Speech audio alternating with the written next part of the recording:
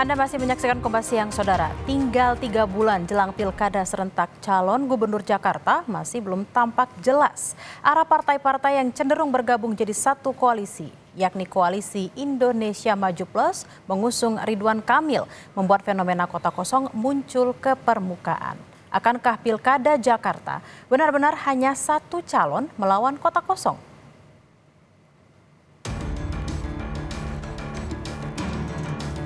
Arah pilkada Jakarta masih belum jelas, walau gelaran tinggal 3 bulan lagi.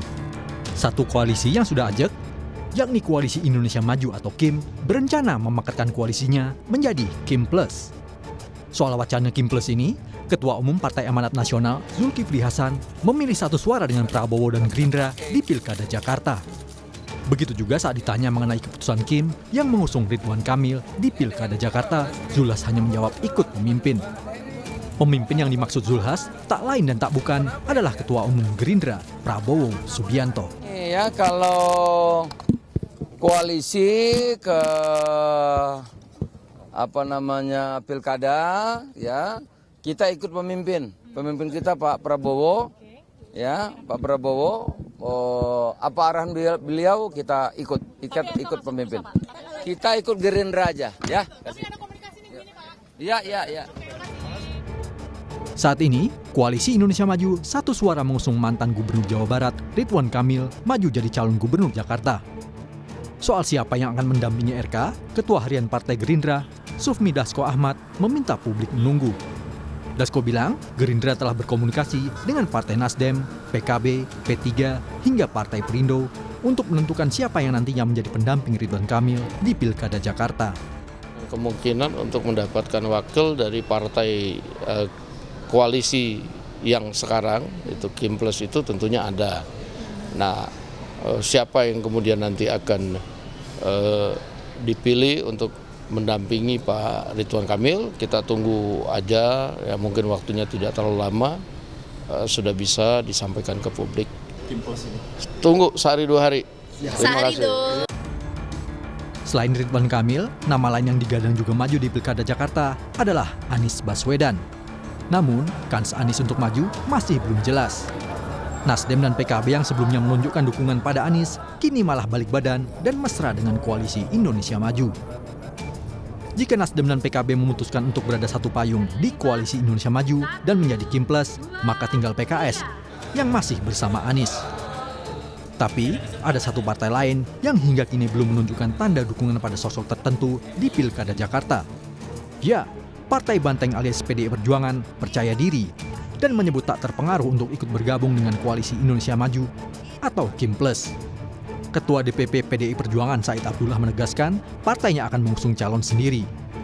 Penggodokan di internal partai masih berlangsung meski PDIP belum memastikan rekan koalisinya.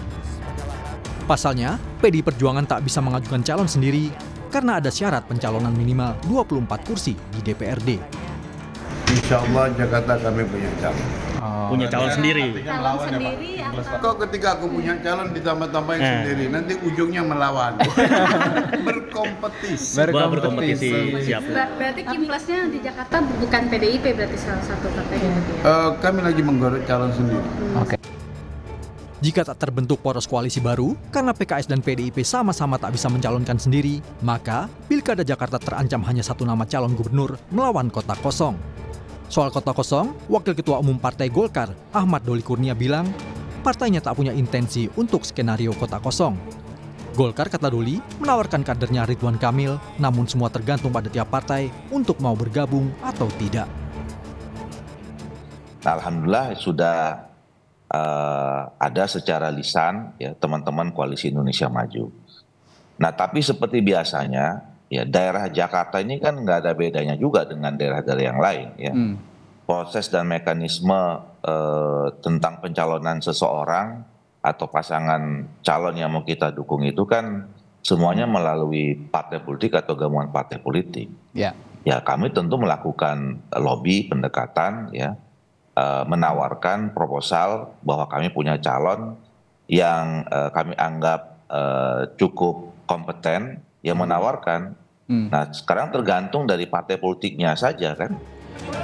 Sementara anggota Dewan Pembina Perludem Titi Anggraini menyebut kota kosong jadi cara paling efektif untuk menghadang calon potensial maju dalam pertarungan pilkada.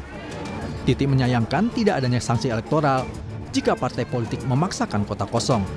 Cara paling efektif untuk menghambat calon yang kuat, punya elektabilitas tinggi, disukai oleh rakyat, jangan kasih tiket. Dan itu hanya bisa dilakukan kalau semua syarat dukungan diborong. Sehingga partai-partai yang punya calon berbeda tidak punya ruang untuk mengusung calon lainnya begitu. Tapi saya kira terlalu gegabah kalau partai mau calon tunggal di DKI Jakarta, karena DKI Jakarta itu karakternya berbeda dengan daerah lain. Jadi bunuh diri lah. Nah, tetapi mungkin partai akan mengambil risiko itu karena tidak ada sanksi elektoral. Pemilu masih 5 tahun lagi. Apa yang bisa kita lakukan dalam memberikan hukuman pada partai politik kalau mereka memaksa calon tunggal selain fenomena kota kosong walau diatur pelaksanaannya dalam perundangan menjadi catatan buruk bagi demokrasi. Selain tidak menyerap suara rakyat yang menjadi pemegang suara, potensi kota kosong yang justru menang akan menimbulkan kekosongan pemerintahan. Di sisi lain, dominannya kekuasaan dari partai pengusung satu calon saja juga berpotensi bagi-bagi kue kemenangan tanpa pengawasan dari pihak eksternal. Lantas, kemana arah Pilkada Jakarta? Akankah kota kosong benar-benar muncul dalam bilik pencoblosan warga Jakarta? Tim Liputan, Kompas TV.